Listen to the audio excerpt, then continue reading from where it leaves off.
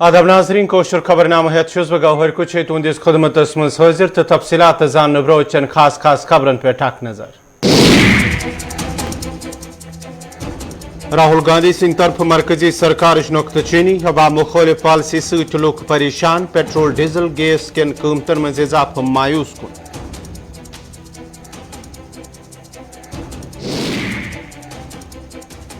सयाहत हैंडीक्राफ्टस फरोख दिन बापत हुकूमत संजीद वादी मज लुकन बापत रोजगार के मौके फराम करना वलीन तरजी लोकसभा स्पीकर ओम बिरला।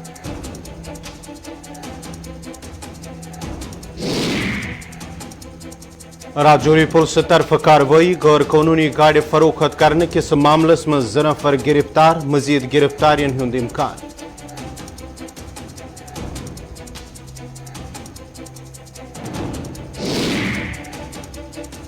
पांजन कंगन इलाके के लुक तरफ इंतजामिया खिलाफ नाराजगी हुंद इजहार खस्ताहाल सड़क तो नाकार ड्रेनेज सिस्टम ठीक करने अपील।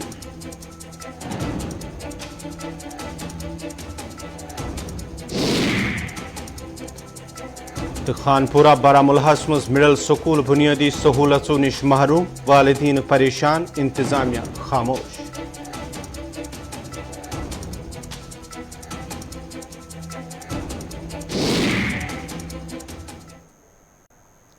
पेश खबरन हिंस तफसील कांग्रेस के सबक सदर राहुल गांधी सिंध तरफ आज प्रेस कॉन्फ्रेंस करने या दौरान तमो मरकजी हुकूमत नुक्तचीनी करान वोन जे मुल्कस मज पेट्रोल डीजल तो दोयमेन चीजन हिंदिस कीमतस मज इजाफा सपदन सत आम लुकन मुश्किलात वेतरन पेवन येल जन मोनेटाइजेशन सत आम लुकन बजाय कैंसन खास लुकन फायदे वातन। और पिछले 7 साल से हमने एक नया आर्थिक पैराडाइम देखा है। एक तरफ डीमोनेटाइजेशन, दूसरी तरफ मोनेटाइजेशन। ये एक तरफ डीमोनेटाइजेशन, दूसरी तरफ मोनेटाइजेशन। और फाइनेंस मिनिस्टर ने कहा, मोदी जी ने पहले कहा था मैं डीमोनेटाइजेशन कर रहा हूं, और फाइनेंस मिनिस्टर कहती रहती है मैं मोनेटाइजेशन कर रहा हूं। तो जनता ये पूछ रही है कि मोनेटाइजेशन किसका, डीमोनेटाइजेशन किसका? क्योंकि मोनेटाइजेशन हो रहा है तो किसी का तो हो रहा होगा, और डीमोनेटाइजेशन हो रहा है तो किसी का हो रहा होगा। तो मैंने ये आपके लिए, मोदी जी के लिए बहुत अच्छी तरह लिखा है। देखिए, डीमोनेटाइजेशन किसका हो रहा है? किसानों का हो रहा है, मजदूरों का हो रहा है, जो छोटे दुकानदार हैं, मिडिल साइज बिजनेस वाले हैं, स्मॉल बिजनेस वाले हैं, उनका हो रहा है, एमएसएमईज का हो रहा है, सैलरीड क्लास सरकार के जो एम्प्लॉइज हैं उनका हो रहा है, और जो ईमानदार इंडस्ट्रियलिस्ट हैं उनका हो रहा है। अब मोनेटाइजेशन किसका हो रहा है? 4-5 नरेंद्र मोदी जी के जो मित्र हैं, उनको आप 4-5 कह दीजिए, उनको आप हम दो हमारे दो कह दीजिए, जो आप कहना चाहते हैं कह दीजिए। तो ये इकोनॉमिक ट्रांसफर वादी कशीर में सयाहत एग्रीकल्चर हैंडीक्राफ्टस मजीद फरोख दिन बापत इकदाम तुलन बापत हुकूमत कोशिश जारी ताकि वादी हिंदन बेरोजगार नौजवान ताम लुकन वात ज्यादा खुद ज्यादा फायदा। यमन कथन हिज बाबत कर लोकसभा स्पीकर ओम बिरलान गुलिस्तान न्यूज के नुमाइंद इशफाक डारस से खुसूसी कथ करा। मुझे खुशी है कि मुझे आज हमारे देश की सबसे आधार और मजबूत स्तंभ पंचायतों से चर्चा करने का मौका मिला, और जिस तरीके से हमारे जनप्रतिनिधि जनता की अपेक्षा आकांक्षाओं पर काम कर रहे हैं, जनता की सक्रिय भागीदारी पंचायत में, सबसे सीधा जुड़ाव ग्राम पंचायत का रहता है जनता से, और ग्राम पंचायत से ही जनता की भावनाओं का पता चलता है। इसलिए हमने उस ग्राउंड लेवल पर हमारी डेमोक्रेसी कितनी मजबूत है, ये मुझे आज चर्चा करने से पता चला कि हमारा लोकतंत्र 75 साल में और सशक्त हुआ है, मजबूत हुआ है, जवाबदेही हुआ है, और जनता में आकांक्षाएं, अपेक्षाएं जगी है। तो मुझे लगता है कि आने वाला समय और कुशाल समृद्ध होगा, भारत के लिए। सर, पंचायत मेंबरों ने यहाँ पर यह भी सवाल उठाया कि सिक्योरिटी के रीजन के हवाले से कहीं आज तक जो है उनकी मृत्यु हुई है, और यहाँ पर जो पंचायत घर बनाए जाने चाहिए थे, जिनका एक बार यहाँ पर अपना घर नाम दिया गया था, अपना घर तो यहाँ पर अगर देखेंगे कहीं ऐसी जगह भी है जहाँ पर अपना घर तो नहीं है, लेकिन अभी भी सरपंच और पंच जो है जो वो मुख्तलिफ जगहों पर बैठ के अपना जो कार्य चला रहे हैं। चुनौती जरूर है, लेकिन चुनौती के बाद भी यहाँ के जनप्रतिनिधियों में एक आत्मविश्वास है, अपने जनता के प्रति, देश के प्रति प्रतिबद्धता है काम करने की।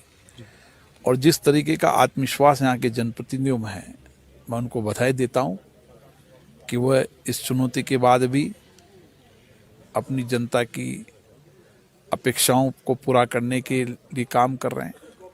कैसे हमारे क्षेत्र का विकास हो, कैसे मेरा गांव आत्मनिर्भर हो, कैसे मेरे इलाके की महिलाओं, नौजवानों को रोजगार मिले, इसके लिए बहुत प्रतिबद्धता से काम करते हैं। मैं उन सबको बधाई देता हूँ। यहाँ पर अगर यहाँ के सयाह केसर की आपने बात की अभी कि यहाँ पर केसर जो यहाँ पर हैंडीक्राफ्ट है उसको किस तरह से और सयाहत को किस तरह से यहाँ पर मजीद जो ये बात सही है कि इस इलाके के जो एग्रीकल्चर प्रोडक्ट है उनका वैल्यू एडिशन करने की आवश्यकता है। यहाँ पर इस काम को हमें और करने की आवश्यकता है क्या कि हम एग्रीकल्चर प्रोडक्ट का वैल्यू एडिशन कर सकें, इसका राष्ट्रीय अंतर्राष्ट्रीय बाजार दे सके, ताकि यहाँ के किसान और समृद्ध खुशहाल हो सके। मैं दिल्ली में उनसे चर्चा करूंगा और एग्रीकल्चर डिपार्टमेंट, फूड प्रोसेसिंग के लोगों को कहूँगा कि वह चाय इलाके के अंदर देखे क्या क्या पॉसिबिलिटी बनती है, उन पॉसिबिलिटी का एक्सप्लोर करें और लोगों को नई तकनीकी का ज्ञान दें। सर, पिछले 2 साल से अगर कोविड की बात की, आपको कोविड की महामारी आहिस्ता आहिस्ता खत्म हो रही है, लेकिन अभी पर स्कूलों के हवाले से कोई आदेश होना चाहिए कि ताकि यहाँ के जो बारफल एरिया है वहाँ पर स्कूलिंग जो है फिर से शुरू की जाए। ये बात सही है कि कोरोना संक्रमण कम होता जा रहा है और जहाँ जहाँ भी संक्रमण कम होता जा रहा है वहाँ की सरकारें उचित गाइडलाइन से स्कूल हो, कॉलेज हो, अन्य संस्थाएं खोल रही है।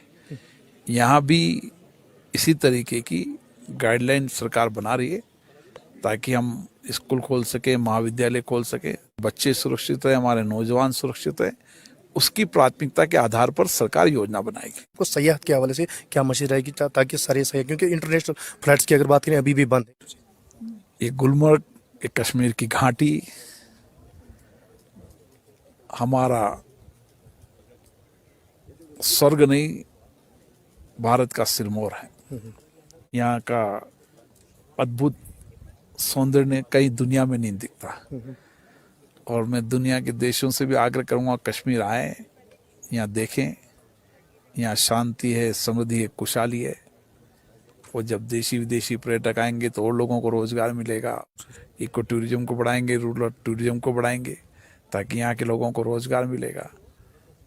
मुझे लगता है कि आने वाला समय और सुनहरा समय कश्मीर घाटी के लिए होगा। शुक्रिया सर।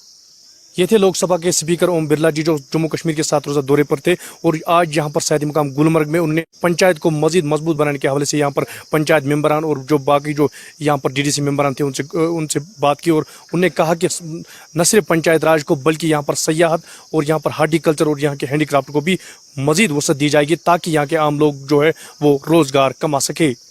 इशफाक डार, गुलिस्तान न्यूज़, गुलमर्ग, कश्मीर।